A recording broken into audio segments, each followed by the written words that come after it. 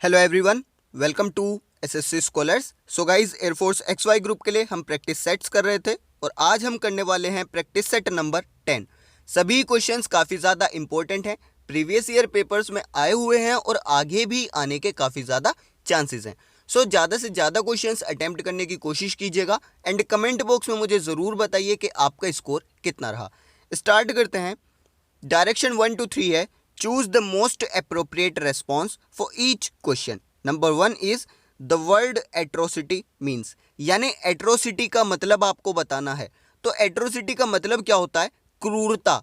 English में अगर बोला जाए तो इसको बोलेंगे क्रुएलिटी, यानी ऑप्शन नंबर डी आपका करेक्ट हो जाएगा। एट्रोसिटी का मतलब क्रुएलिटी या फिर क्रूरता। इसके बाद अगर अदर ऑप्शंस की बात की जाए तो ऑप्शन नंबर ए है एंड्योरेंस। एंड्योरेंस का मतलब होता है धैर्य यानी पेशेंस, या फिर कहेंगे सहन शक्ति। उसी तरीके से फोर्टिट्यूड का भी सेम मीनिंग है, पेशेंस या फिर धैर्य शक्ति। ठीक है, आपका सहन शक्ति। तो ये दोनों आपस में एक दूसरे के सिनोनिम्स हैं, option number A and option number C. Hated का मतलब आप सभी जानते हैं। इसके बाद नंबर 2 है the word opposite in meaning to reticent is.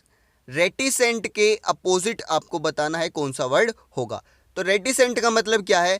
एक ऐसा पर्सन जो कि कम बोलता है या फिर मौन रहता है। तो कम बोलने वाला या मौन रहने वाला, उसको बोलते हैं रेटिसेंट। इसका अपोजिट क्या हो जाएगा? एक ऐसा पर्सन जो कि ज़्यादा बात करता है, ठीक है, ज़्यादा बोलने वाला, या फिर उसको एक वर्ड में बोलेंगे बातूनी। तो उसके लिए इंग्लिश आपकी क्या हो जाएगी? लोक्यूशियस हो जाएगी, यानी ऑप्शन नंबर डी आपका करेक्ट हो जाएगा, लोक्यूशियस। क्लियर? फैटिक का मतलब आप जानते हैं, फैटिक का मतलब क्या होता है? थकान। फैशन आप सभी को पता है। ट्रेचरी, ट्रेचरी का मतलब होता है, देखिए, एक विश्वासघात करना। ठीक है, कोई आप पर विश्वास करता है और आप उसके विश्वास का जो है नाजायज फायदा उठाते हैं। ठीक है, विश्वासघात उसके साथ आपने किया है, तो विश्वासघात को इंग्लिश में बोलते हैं ट्रेचरी। उसी तरीके से नंबर 3 है the word opposite in meaning to terminate is. तो टर्मिनेट का अपोजिट वर्ड आपको बताना है। टर्मिनेट का मतलब क्या होता है? समाप्त करना या फिर अंत करना। आपने सुना होगा आपके जॉब पर टर्मिनेशन लेटर। ठीक है, तो टर्मिनेशन लेटर क्या है? यानी कि आपकी जॉब जो है वो अब समाप्त हो चुकी है, आपकी जॉब का अंत हो चुका है। क्लियर? अब कोई भी चीज़ समाप्त हो गई यानी खत्म हो गई, उसका अंत हो गया, तो उसका अपोजिट क्या होगा? अपोजिट होगा शुरू होना। ठीक है, टर्मिनेट का मतलब समाप्त करना, अंत करना, तो इसका अपोजिट क्या हो जाएगा? शुरू करना किसी चीज को, और शुरू करने की इंग्लिश क्या हो जाएगी? बिगिन, यानी ऑप्शन नंबर डी आपका यहां पर करेक्ट हो जाएगा, बिगिन। इसके बाद डायरेक्शन 4 to 5 है give one word for the following words और सेंटेंसेस। वन वर्ड सब्सटीट्यूशन है। Number 4 is of unknown authorship. Clear? Of unknown authorship यानी कि कोई लेटर है या पोएम है, कोई भी स्टोरी वगैरह कुछ भी है जिसका ऑथर अननोन है, जिसके ऑथर के बारे में किसी को नहीं पता, तो उसको हम क्या बोलते हैं? उसको बोलते हैं एनोनिमस, यानी कि गुमनाम। क्लियर? ऑथरशिप की बात हो रही है यहाँ पर, यानी कि कोई लेटर है, कोई पत्र है, या फिर कोई कविता है, कोई कहानी है जिसका ऑथर जो है वो एक अननोन पर्सन है, तो उसको हम बोलते हैं एनोनिमस। एनोनिमस का मतलब होता है गुमनाम। इसके बाद नंबर 5 है अ टैंक वेयर फिश और वाटर प्लांट्स आर केप्ट, यानी कि एक टैंक जहाँ पर फिश यानी मछली और जो आपके वाटर प्लांट्स होते हैं वो रखे जाते हैं, तो उसको क्या बोलते हैं? उसको बोलते हैं एक्वेरियम। आपके घर में भी हो सकता है रखा हो। ठीक है, काफ़ी सारे डिफरेंट साइज वेरिएशंस में आता है, छोटा भी हो सकता है, बड़ा भी हो सकता है। छोटे को भी एक्वेरियम बोलेंगे और बड़े को भी एक्वेरियम बोलेंगे। तो उसमें फिश होती हैं और साथ ही साथ कुछ वाटर प्लांट्स भी होते हैं। अगर अदर ऑप्शंस की बात की जाए तो नर्सरी, नर्सरी में क्या होता है? आपके प्लांट्स वगैरह रखे जाते हैं। ठीक है, आपके फ्लावर्स वगैरह के जो पौधे होते हैं वो रखे जाते हैं। एपियरी की अगर मैं बात करूं तो एपियरी एक ऐसी जगह है, एक ऐसा स्थान है जहां पर मधुमक्खियों को रखा जाता है, मधुमक्खियों को पाला जाता है। उसी तरीके से एवियरी, एवियरी आपका वो प्लेस है जहां पर पक्षियों को रखा जाता है। क्लियर? इसके बाद नंबर 6 है choose the correctly spelled word, यानी कि आपको 4 ऑप्शंस दिए हैं, इनमें से करेक्ट वर्ड आपको फाइंड आउट करना है। और ये क्वेश्चन आप मुझे करके देंगे, कमेंट बॉक्स में मुझे इसका आंसर बता दीजिए जल्दी से। इसके बाद नंबर 7 है which of the following words is miss spelt, यानी कि 4 ऑप्शंस दिए गए हैं और आपको बताना है कि इनमें से कौन सा ऑप्शन जो है उसकी स्पेलिंग गलत है। तो यहाँ पर देखिए ऑप्शन नंबर ए है आपका मिसकैरेज। मिसकैरेज का मतलब होता है गर्भपात, ठीक है, तो यही आपका मिस्टेक है। ये जो आपका मिसकैरेज है इसी में आपकी मिस्टेक है। यहाँ पर क्या होगा, स्पेलिंग में आपका MISCARR के बाद आई आ जाएगा, ठीक है, IAGE। तो ऑप्शन नंबर ए आपका यहाँ पर आंसर होगा, क्योंकि ऑप्शन नंबर ए में मिस्टेक है। ऑप्शन नंबर ए आपका एक मिस स्पेल्ट वर्ड है। Then number 8 is what does the phrase to push somebody to the wall mean, यानी कि किसी को पुश कर देना वॉल की तरफ, ठीक है। पुश का मतलब क्या है, एक तरीके से धक्का दे देना, ठीक है, दीवार की तरफ धक्का देना। इसका मतलब क्या निकलता है, तो इस फ्रेज का मतलब है टू डिफीट हिम, यानी कि उस पर्सन को हरा देना। क्लियर, यानी अगर मैं कहता हूं कि राम ने शाम को पुश किया वॉल की तरफ, तो इसका मतलब है कि राम ने शाम को डिफीट कर दिया, ठीक है, हरा दिया। इसके बाद नंबर 9 है the indirect speech of, indirect speech बनानी है। सेंटेंस क्या है, he said to them don't make a noise, इसकी आपको इनडायरेक्ट स्पीच बनानी है। तो यहां पर आप देखेंगे यहां पर क्या कहा जा रहा है, डोंट मेक अ नॉइस, ठीक है। तो यहां पर जो है सेड को जब आप चेंज करेंगे तो सेड का एक चीज आप याद रखिए, यहां पर एक क्वेश्चन पूछा जा रहा है। क्लियर, ना यहाँ पर रिक्वेस्ट है, ना यहाँ पर कुछ बताया जा रहा है, यहाँ पर आपसे बोला जा रहा है डोंट मेक अ नॉइस, तो यहाँ पर आपसे एक क्वेश्चन किया जा रहा है, ठीक है। तो यहाँ पर देखिए सेड का जब कन्वर्जन होगा तो टोल्ड यहाँ पर नहीं आएगा, यानी ऊपर के ऑप्शन नंबर 3 जो है वो गलत हो गए। और ऑप्शन नंबर डी आपका है he asked them not to make a noise, ये आपका करेक्ट आंसर हो जाएगा। इसके बाद आगे चलेंगे, डायरेक्शन 10 to 11 है। In the following sentences improve the part underlined if needed, sentence improvement से क्वेश्चन है। Number 10 is Ravi has been demanding a lot more marks doesn't he, यानी कि रवि जो है वो डिमांड कर रहा था, डिमांड किस चीज़ की, काफ़ी ज़्यादा मार्क्स की, ठीक है, अ लॉट मोर मार्क्स। तो यहाँ पर ये जो आपका सेंटेंस है ये आपका क्वेश्चन टैग से है। क्लियर, तो यहाँ पर आपका एरर जो है वो आपको देखना है, यहाँ पर अगर कोई एरर है तो इसको इंप्रूव कर दीजिए, अदरवाइज नो इंप्रूवमेंट। तो यहाँ पर क्वेश्चन टैग में आपको एक चीज़ पता होगी कि क्वेश्चन टैग में जो आपका ये पार्ट होता है ये आपके जो आपका सेंटेंस है, ठीक है, कोमा से पहले का जो सेंटेंस है उसके अकॉर्डिंग बनाया जाता है। तो यहाँ पर आपका जो डजंट आया, यहाँ पर आपकी आती है वर्ब, हेल्पिंग वर्ब। तो हेल्पिंग वर्ब किसके अकॉर्डिंग आएगी, आपके इस सेंटेंस के अकॉर्डिंग आएगी। यहाँ पर आपका आया हैज़, तो यहाँ पर क्या आना चाहिए, हैज़ नॉट, यानी हैजंट आएगा। क्लियर, तो आपका ऑप्शन नंबर ए करेक्ट हो जाएगा, क्योंकि यहाँ पर वर्ब हैज़ यूज की गई है तो आपका जो क्वेश्चन टैग है उसमें भी हैजंट आएगा, डजंट नहीं आएगा। क्लियर, इसके अकॉर्डिंग आता है। तो हैजंट और फिर इसके बाद आपका रवि, तो रवि के लिए ही आएगा, ये बिल्कुल करेक्ट है। तो आपका ऑप्शन नंबर ए करेक्ट हो गया यहाँ पर, हैजंट ही। क्लियर, इसके बाद question 11 is if it were possible to get near when one of the volcanic eruptions took place we should see a grand sight, ये आपका क्वेश्चन है। और देखिए यहाँ पर अगर आप एरर फाइंड आउट करें तो यहाँ पर किसी भी तरह का कोई भी एरर आपको नहीं मिलने वाला, क्योंकि देखिए यहाँ पर सेंटेंस में क्या है, आपकी जो वर्ब है वो आपकी मैं कहूँगा वर्ब यूज़ की गई है जो कि एक पास्ट टेंस को इंडिकेट करती है, यानी कि ये जो सेंटेंस है ये एक पास्ट टेंस में बात कर रहा है, ठीक है, पास्ट टेंस में बात की गई है। अब यहाँ पर टुक की बात की जाए तो टुक जो है आपका ये भी पास्ट टेंस से बिल्कुल मैच करता है। तो यहाँ पर टेक्स नहीं हो सकता, ठीक है, टेकिंग नहीं हो सकता, और आपका जो है क्योंकि सेंटेंस जो है आपका वो पास्ट में है। क्लियर, और वॉज टेकिंग तो हो ही नहीं सकता, क्योंकि यहाँ पर वोल्केनिक इरप्शंस हैं, प्लूरल है, तो यहाँ पर वॉज टेकिंग भी नहीं हो सकता। यानी ये जो आपका सेंटेंस है ये बिल्कुल करेक्ट है, कोई भी इंप्रूवमेंट की यहाँ पर ज़रूरत नहीं है। आप क्लियरली देख सकते हैं वर यानी पास्ट टेंस और टुक आपका इस हिसाब से बिल्कुल करेक्ट आया है। इसके बाद डायरेक्शन 12 to 15 है, choose the correct word to fill in the blank, fillers हैं। Number 12 is the honour of these books. अब यहाँ पर आपके देखिए गॉन को लेकर आया, यानी जा चुका है, कुछ इस तरीके से सेंस जो है निकलने वाला है, ठीक है, अंदाज़ा आप लगा सकते हैं। तो जा चुका है ये जो बुक्स हैं, इन बुक्स का जो ओनर है वो जा चुका है। तो यहाँ पर आपको देखना है कि ये जो आपका सेंटेंस है, ये आपका सबसे पहले देखिए आपका जो सब्जेक्ट है वो सिंगुलर है या प्लूरल है। तो सब्जेक्ट आपका यहाँ पर क्या है, सब्जेक्ट है आपका द ओनर, जो कि सिंगुलर है। ठीक है, सिंगुलर है। तो यहाँ पर आपका क्या होगा, यहाँ पर या तो आपका आएगा हैव गोन, या फिर आएगा हैज़ गोन, या फिर आएगा आपका या तो आएगा हैज़ गोन या फिर आएगा इज गोन। ठीक है, सब्जेक्ट क्योंकि सिंगुलर है, हैव नहीं आ सकता, वर नहीं आ सकता, यानी option number A, option number B आपके गलत हो गए। या तो सी आएगा या तो डी आएगा। अब आप एक चीज देखिए, गोन क्या है, वर्ब की थर्ड फॉर्म है। तो इज के साथ में वर्ब की थर्ड फॉर्म कोई भी सेंस नहीं देगी। ठीक है, बट अगर मैं हैज के साथ वर्ब की थर्ड फॉर्म रखता हूं तो ये सेंटेंस आपका प्रेजेंट परफेक्ट का बनेगा। क्लियर, तो यही आपका करेक्ट ऑप्शन होगा, ऑप्शन नंबर सी आपका यहां पर आंसर हो जाएगा। The owner of these books has gone, यानी ये जो बुक्स हैं, इन बुक्स का ओनर जा चुका है। क्लियर। इसके बाद नंबर 13 है the news dash by him.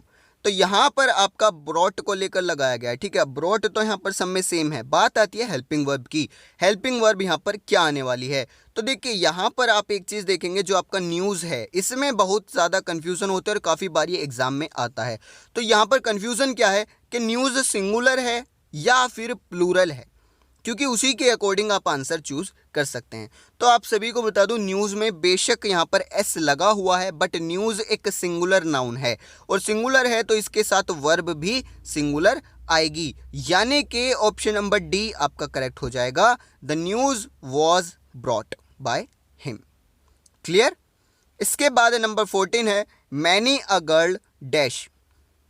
अब यहाँ पर आप अगर देखें तो यहाँ पर है has seen this movie, have seen this movie, see this movie, are going to see this movie. ठीक है, तो यहाँ पर आप क्लियरली देख सकते हैं कि ये जो आपका एक तरीके से बोलूँ सब्जेक्ट है मैनी अ गर्ल, ये सिंगुलर है।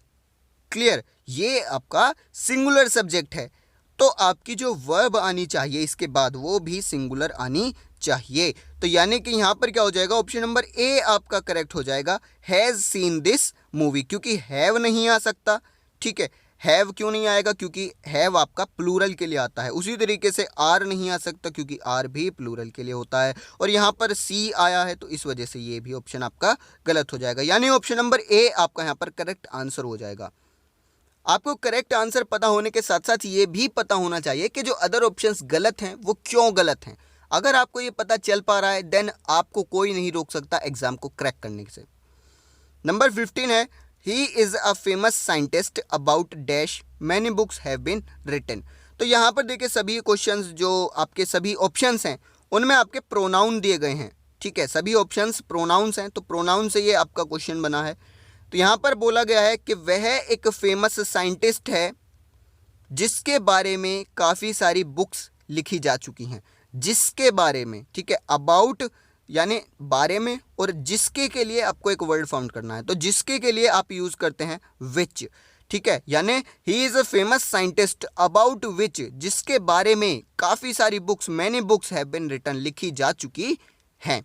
तो ऑप्शन नंबर ए आपका करेक्ट हो गया। यहाँ पर देखिए वैन कोई सेंस नहीं देगा, व्हाट नहीं देगा, होम नहीं देगा। तो इतने इजी क्वेश्चंस आते हैं, आप इजीली जो है एग्जाम को क्रैक कर सकते हैं। इसके बाद डायरेक्शन 16 to 17 है make the passive of the given sentences. Passive voice बनाना है। Number 16 is do you understand what I mean. ठीक है, तो क्या तुम समझे मैं क्या कह रहा हूँ। Do you understand what I mean, मैं क्या कहना चाह रहा हूँ।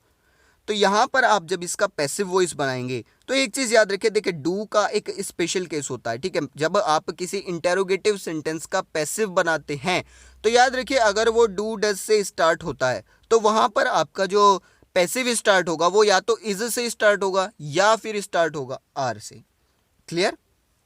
तो यहाँ पर आपका आप देखेंगे सिर्फ ऑप्शन नंबर सी ऐसा है जो कि इज से स्टार्ट हुआ है, तो यानी यही आपका करेक्ट आंसर हो जाएगा। क्लियर, जब भी डू से स्टार्ट होता है, डू से या डज से, तो आप देखेंगे या तो सेंटेंस आपका इज से स्टार्ट होगा या फिर आर से स्टार्ट होगा। क्लियर, डू डज तो इज आर से स्टार्ट होगा, और अगर डिड है तो आपका वॉज या फिर वर से स्टार्ट होगा। ये आपका एक स्पेशल केस है, आप इसको नोट डाउन कर लीजिए, काफ़ी ज़्यादा हेल्प आपको यहाँ से होने वाली है।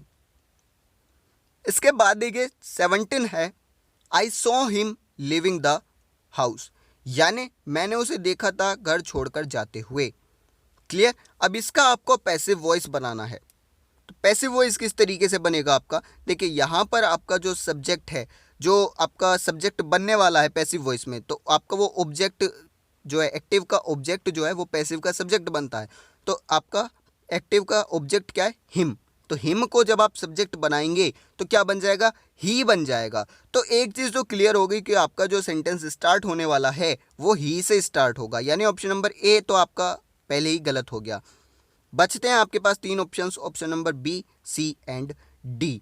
तो यहाँ पर ऑप्शन नंबर बी देखिए, he was seen leaving the house by me. तो ये जो आपका सेंटेंस है ये कैसा, ये आपका सिंपल प्रेजेंट का है और आपकी जो एक्टिव वॉइस है वो भी सिंपल प्रेजेंट की है। बट अगर आप यहाँ पर देखें तो हैड बीन सीन यहाँ पर आ गया, तो ये आपका गलत हो जाएगा क्योंकि टेंस आपकी यहाँ पर चेंज हो गई। क्लियर। और इसके बाद ऑप्शन नंबर डी देखिए, he was seen to be leaving the house. तो यहाँ पर कहीं भी ये बात नहीं बोली गई कि मेरे द्वारा देखा गया था, तो ऑप्शन नंबर डी भी आपका गलत हो गया। इसलिए ऑप्शन नंबर बी सही है। बी का क्या सेंस निकल रहा है कि घर छोड़कर जाते हुए उसे देखा गया था, किसके द्वारा, मेरे द्वारा, बाय मी। तो कंप्लीट वर्ड्स का यूज होना चाहिए। इसके बाद नंबर 18 है, identify the synonym of the given word.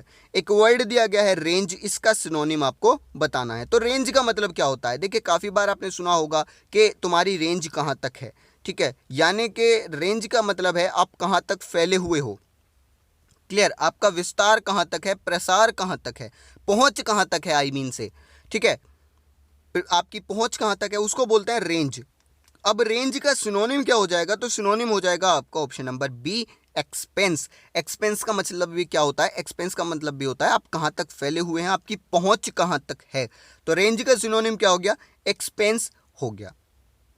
इसके बाद डायरेक्शन 19 to 20 है, find out the part which has an error in the following sentences, if there is no error the answer is D. यानी error detection से question है। 19 is neither of these dresses give you that great look, यानी कि इन dresses में से कोई भी आपको वो ग्रेट लुक नहीं देगी, ये यहाँ पर बोला गया है।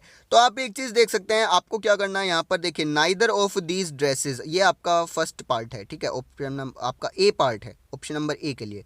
तो नाइदर ऑफ दीज ड्रेसेस, तो ये आपका एक सब्जेक्ट है इस सेंटेंस का, ठीक है। और इस सब्जेक्ट को अब आप देखिए ये सिंगुलर है या प्लूरल है। तो देखिए अगर आप दीज ड्रेसेस देखते हैं तो ये आपका प्लूरल सब्जेक्ट है, बट क्योंकि इसके पहले नाइदर ऑफ लग गया तो इस वजह से ये जो आपका सब्जेक्ट है, एक कंप्लीट सब्जेक्ट आपका सिंगुलर बन गया।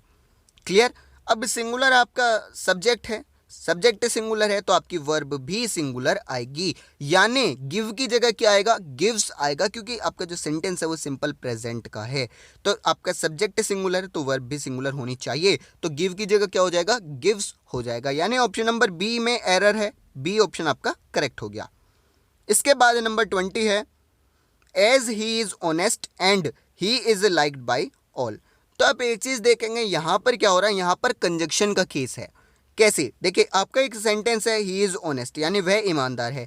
दूसरा सेंटेंस है he is liked by all, यानी कि वो सबके द्वारा पसंद किया जाता है। दो सेंटेंसेस हैं, अब इनको जोड़ने के लिए एक कंजंक्शन का यूज किया जाएगा। तो यहाँ पर आप देखेंगे एक कंजंक्शन एज जो है वो पहले ही यूज हो चुका है, तो आपको जो है दोबारा जो है दूसरा कंजक्शन यूज करने की जरूरत नहीं है।